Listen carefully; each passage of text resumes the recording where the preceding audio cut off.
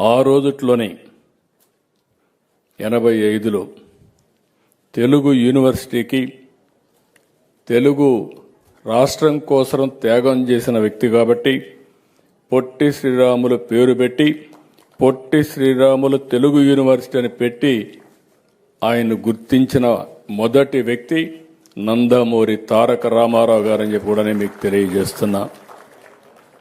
ఆ తర్వాత నేను వచ్చిన తర్వాత మార్చి 10, 2003 ఆ రోజు ఆలోచిస్తే ఆయన పుట్టిన జిల్లా నెల్లూరు జిల్లా. అందుకని నెల్లూరు జిల్లాకి పొట్టి శ్రీరాములు నెల్లూరు జిల్లాగా నామకరణం చేసి గవర్నమెంట్ ఆఫ్ ఇండియాకి పంపించాం. అది 2008లో వాళ్ళు నోటిఫై చేసి పంపించారు.